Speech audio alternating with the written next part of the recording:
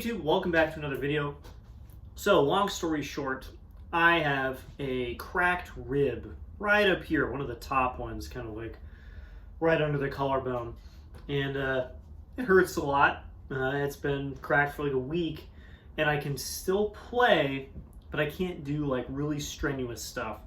High range, playing loud, I can still do it, but it's not fun. And the hardest thing for me to do is take quick breaths. I have to like take a little bit of time, or else it really hurts. Of course, with cracked ribs, there's nothing you can do about it. You just have to wait it out, wait for it to heal. I can't really take time off. I had to work the last 5 days.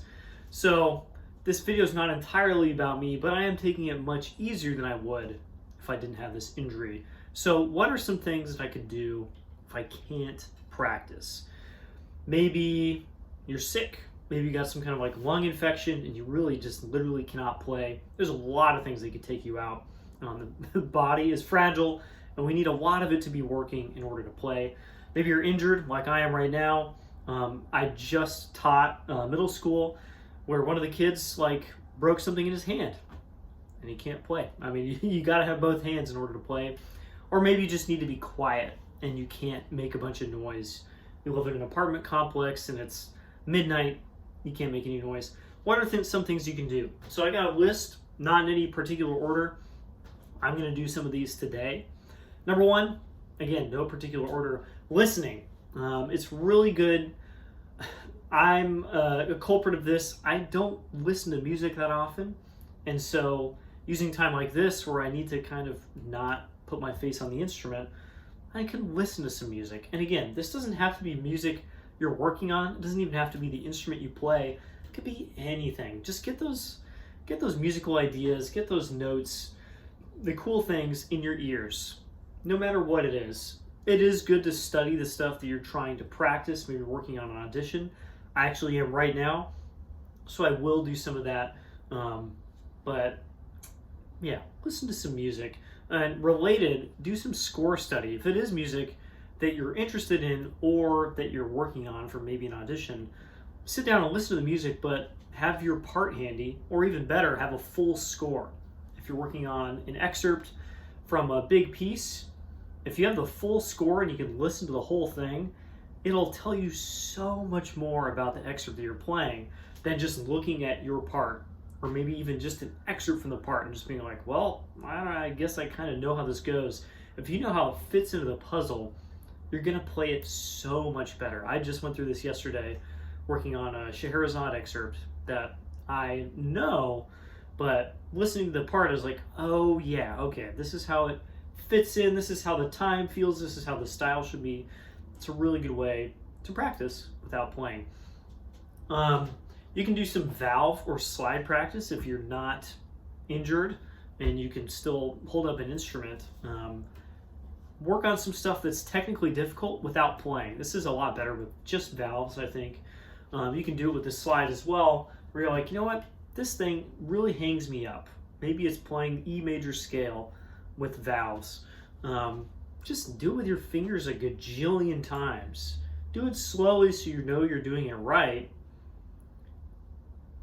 There we go, E major in one octave up and down. Do it slowly so you get it right, but start to speed it up. Move the fingers a lot, like, because you know the valve travel is actually about this much. It's not a little tiny amount.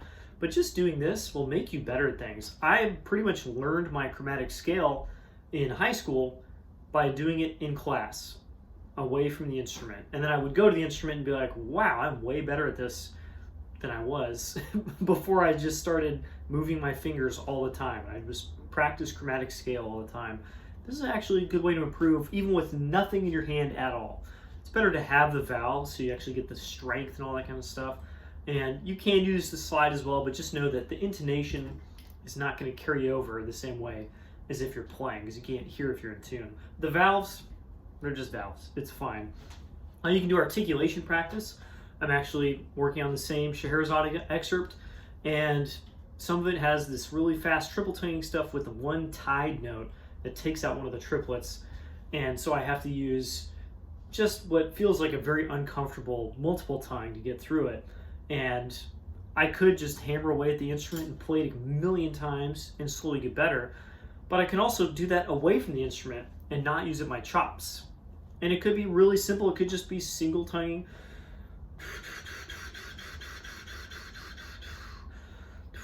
Just trying to make it easier, make it feel better. Maybe it's multiple tonguing. Make it sound more even with just the air.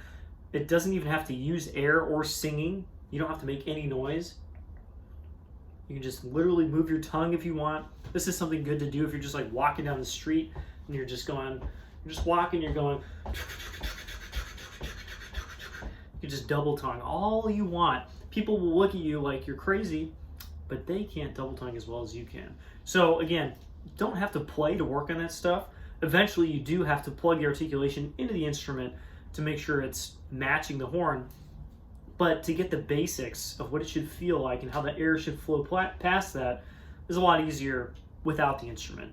Work on time. A lot of us have maybe not the best time on the planet. I'm one of those people. I kind of just take it for granted when it really should be an active thing. And so I have some like rhythm books and stuff that I'll work on. Usually I play them, but I also don't have to. They're rhythms. You can clap them, you can sing them, you can mark time with your feet so you have something in your body going, so you have something to keep you from losing time. You can conduct and sing rhythms or clap with your other hand if you're crazy and maybe you're a percussionist or something. I don't think I could do that. But to really internalize those time things with or without metronome, obviously it's helpful either way. But a lot of us need that help with time, and to take the instrument out of the equation and just internalize it will help a lot once you have the instrument back in your hand. You can do things just completely away from music and like clean your horns, catch up on maintenance. I have a ton of instruments and therefore most of them are neglected in some way or another. So when I have a day that I don't play, a lot of times I'm like, well, let's clean some slides. Let's take some valves apart, clean them out. Let's put some stuff on tuning slides that I know are super dry. Maybe I'll clean some mouthpieces that maybe have never been cleaned ever. You never know. Replace a spit valve spring that I know is about to break. Lube up a slide lock that has been a little bit gummy. I like to get that stuff done, at some point, but it's better if I don't have to practice and I'm not using up that practice time. So catch up on that maintenance. Make sure your horn is just in as good of shape as possible. On a day like this, I would actually probably go remove some lacquer, but the one instrument that I want to do that with is at work. So I can't do that. That's one of those things.